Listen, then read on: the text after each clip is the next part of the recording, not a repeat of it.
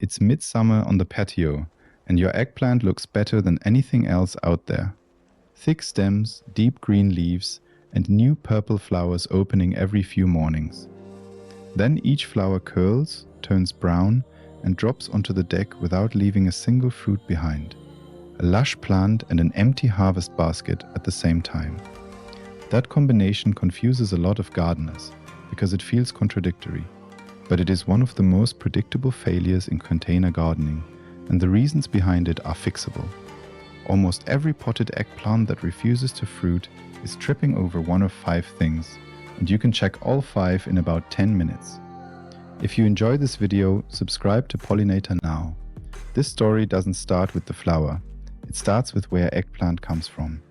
Eggplant is a tropical member of the nightshade family, a relative of tomatoes, peppers, and potatoes.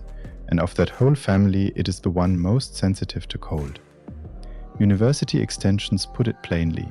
Eggplant grows best between 70 and 85 degrees Fahrenheit, and growth and fruit set suffer badly below 65. Nights matter even more than days. Minnesota's Extension Service warns that an eggplant moved outside before overnight lows stay above 50 degrees can be stunted so badly it never fully recovers, and may never bear well afterward.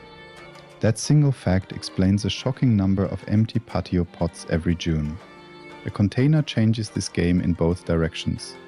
In spring, a pot warms up faster than garden soil, and eggplant loves that. Gardeners in cool, short-season regions actually get an advantage here, because a dark pot against a warm wall can buy back weeks that cold garden soil would waste. But a small root zone also bakes and dries faster in July, and every one of those swings lands on the plant as stress. So here are the 5 checks in the order worth checking them, from the one that silently ruins the most harvests to the one that only takes a shopping trip to fix. 1 note before the list, because it decides how much season you have to work with. Eggplant is almost always grown from transplants, not direct seeding.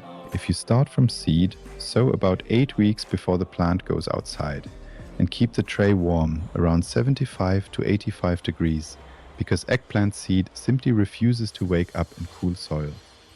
If you buy a transplant instead, pick a stocky plant up to about a foot tall with a stem at least pencil thick, and pass over any with spotted leaves, because spots travel home with you.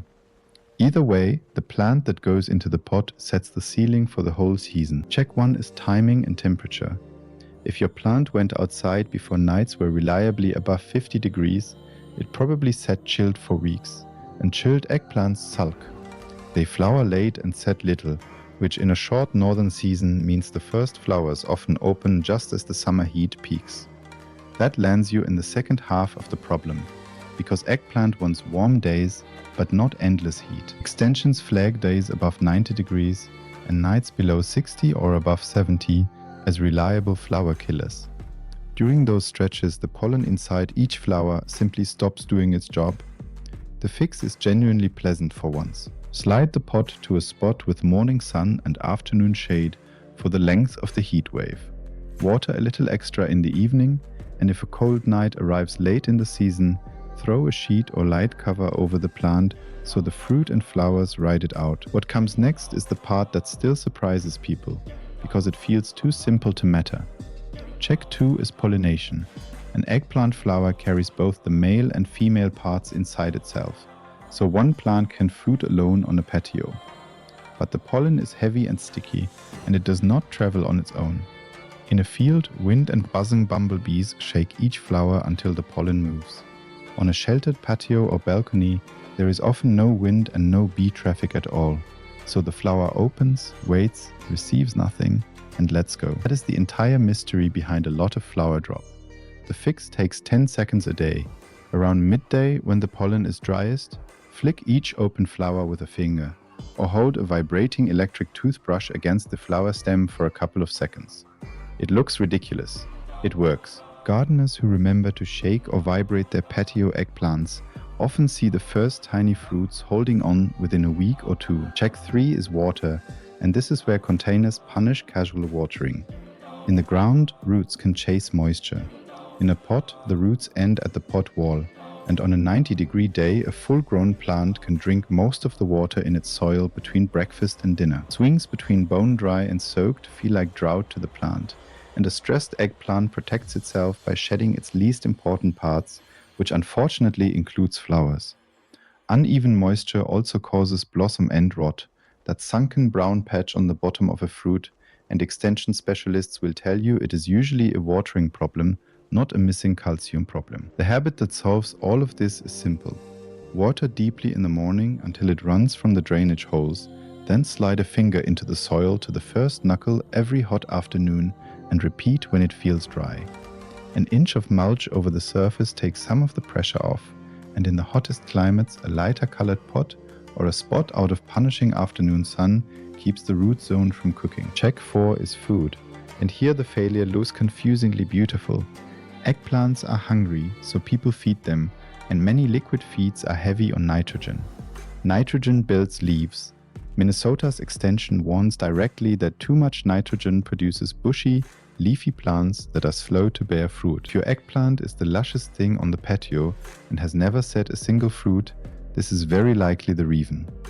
The fix is a balanced slow-release fertilizer worked into the pot at planting time, then a light and steady hand once flowers open, something closer to a balanced vegetable feed than a nitrogen booster.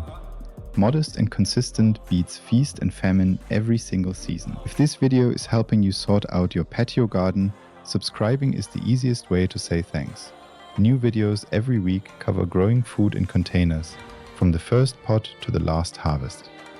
Alright, so here is the part nobody mentions at the garden center. Check 5 is your actual setup, meaning light, pot size, and the variety you bought. Eggplant wants at least 8 hours of direct sun, 5 gallons of soil per plant with drainage holes, and 1 plant per pot. Maryland's Container Vegetable Guide lists exactly that for eggplant. Set the stake in the pot at planting time, not after the plant leans, because branches carrying a full set of fruit get surprisingly heavy. And if you have not bought the plant yet, buy for the patio, not the farm. Compact varieties like Patio Baby, Fairy Tale, Hansel and Gretel were bred for small containers. All 4 hold All America Selections awards, and they start fruiting in roughly 45 to 55 days. Patio Baby stays about 20 inches tall. A big field type like Black Beauty can need 80 days from transplanting and a much larger root run to match. In short season regions, that difference decides whether you harvest in August or watch green fruit die on the plant in October. You would think someone at the store would mention that. Nobody does. One more thing deserves a minute, because it kills young plants. If the leaves of a young eggplant suddenly look like they were hit with buckshot, that is flea beetles. Tiny dark beetles that chew round holes and jump when you approach. They can wreck a seedling in a week. Lightweight row cover on hoops keeps them off while the plant fills out, and it comes off once flowering picks up so bees can reach the blooms. Established plants with strong leaves shrug the beetles off, and Southern Extension Services note they rarely cost a home gardener an actual harvest. Caught early, the fix is a barrier, not a spray. Then there is the last mile, where a lot of winds get thrown away. Harvest eggplant while the skin is still glossy and bright. Press a thumb gently into the side. If it springs straight back, give the fruit a few more days. If the dent stays, it is already overripe. The sweet spot is right in between, when the gloss is strong and the flesh gives just slightly. Snip the fruit off with shears, leaving a short piece of stem attached, and never pull, because pulling tears the branch and can damage the plant. Do not let mature fruit sit either. Dull skin means hard, dark seeds and bitter flesh, and a plant left to ripen mature fruit slows down its flowering. Picking young and often keeps the blooms coming, and a well-picked plant keeps producing right up to the first frost. Store the harvest in the refrigerator and use it within about a week. And a fair expectation keeps the whole project honest, because a patio eggplant is not a fruit tree. A compact variety in a 5-gallon pot can realistically carry a handful of fruits at a time and produce steadily across the season, especially the mini types, which some growers describe as good for around a dozen small fruits per plant over a summer. That is plenty for grilling, but nobody should expect bushel baskets from one pot. And honestly, that is not why any of us grow it. So picture that same patio by late summer. Same pot, same plant, but now the flowers get a flick at noon. The soil gets a knuckle check every hot afternoon. The feeding stays modest, and the first glossy fruit comes off with shears instead of dropping brown onto the deck. Eggplant is not a difficult plant. It is a specific one. It wants steady warmth, a drink before it has to ask, a little vibration at midday, and a pot big enough for its ambitions. Give it those 5 things, and it will feed you steadily until the first frost shuts the season down. Thanks for spending this time in the garden with me, and I will see you in the next one.